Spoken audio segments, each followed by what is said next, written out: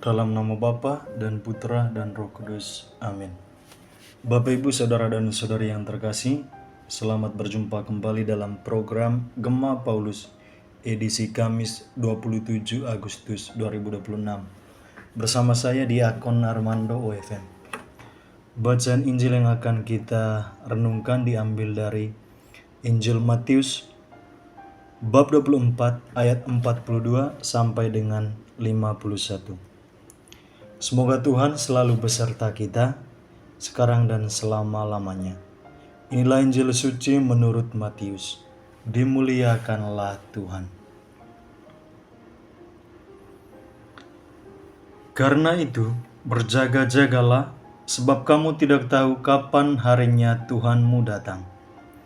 Namun ketahuilah, jika tuan rumah tahu jam berapa pada malam hari pencuri akan datang, sudah pasti ia berjaga-jaga dan tidak akan membiarkan rumahnya dibongkar.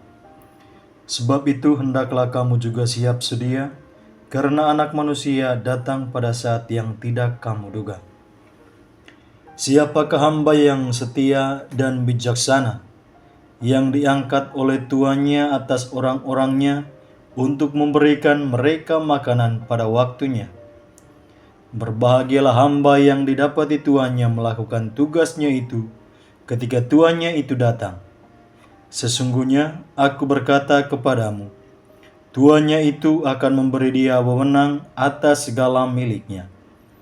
Akan tetapi apabila hamba itu jahat dan berkata di dalam hatinya, Tuanku tidak datang-datang, lalu ia mulai memukul hamba-hamba lain dan makan minum bersama pemabuk-pemabuk, tuan hamba itu akan datang pada hari yang tidak disangkanya dan pada saat yang tidak diketahuinya, dan akan memenggal dia dan membunuh dia senasib dengan orang-orang munafik.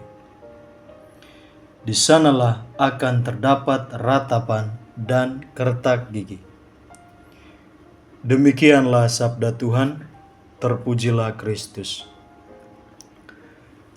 Bapak Ibu Saudara dan Saudari yang terkasih dalam Kristus, Pace e Bene. Teks Injil Matius hari ini membawa sebuah pesan mendasar dari Yesus. Karena itu berjaga-jagalah, sebab kamu tidak tahu pada hari mana Tuhanmu datang. Seringkali ketika kita mendengar kata berjaga-jaga, pikiran kita langsung tertuju pada peristiwa akhir zaman yang menakutkan atau kedatangan Tuhan yang dramatis.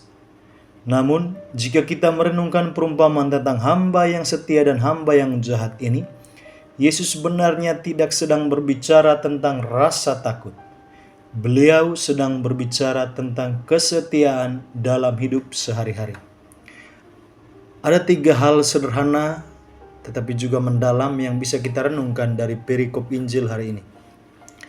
Yang pertama, berjaga-jaga bukan berarti menunggu secara pasif.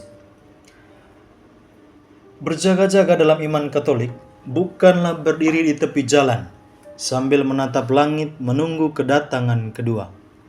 Berjaga-jaga adalah melakukan tugas dan tanggung jawab harian kita dengan penuh cinta dan juga rasa takut akan Tuhan.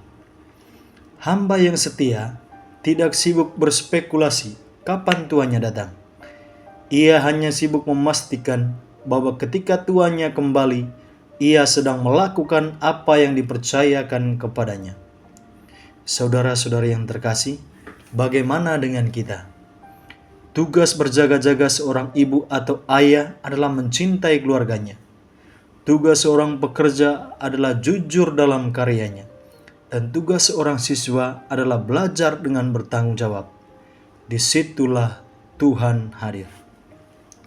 Yang kedua, bahaya penundaan dan juga kesombongan.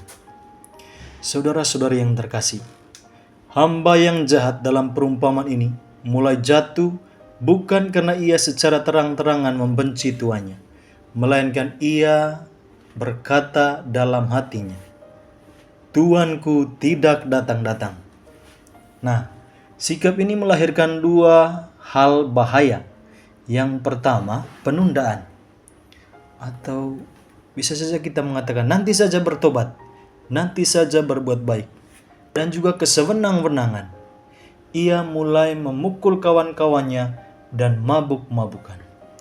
Ketika kita berpikir bahwa hidup ini sepenuhnya milik kita dan waktunya masih panjang, kita cenderung meremehkan dosa dan menyakiti sesama kita. Dan yang ketiga, kehadiran Tuhan dalam saat yang tidak diduga. Saudara-saudara yang terkasih, Tuhan datang tidak hanya pada akhir zaman atau pada saat kematian kita, tetapi Kristus hadir setiap hari dalam sakramen, dalam sabdanya, dan terlebih dalam diri sesama yang kita temui, khususnya mereka yang lemah dan membutuhkan. Hamba yang setia memberi makan hamba-hamba lain pada waktunya. Kesetiaan kita diukur dari bagaimana kita memperlakukan orang lain dalam keseharian kita. Saudara-saudara yang terkasih, pertanyaan bagi kita saat ini sangat sederhana. Jika Tuhan memanggil atau datang menyapa kita hari ini, apakah Ia menemukan kita sedang setia melakukan kehendak-Nya? Nah, mari kita tidak menunda untuk mengampuni, tidak menunda untuk berbuat baik, dan tidak menunda untuk bertobat.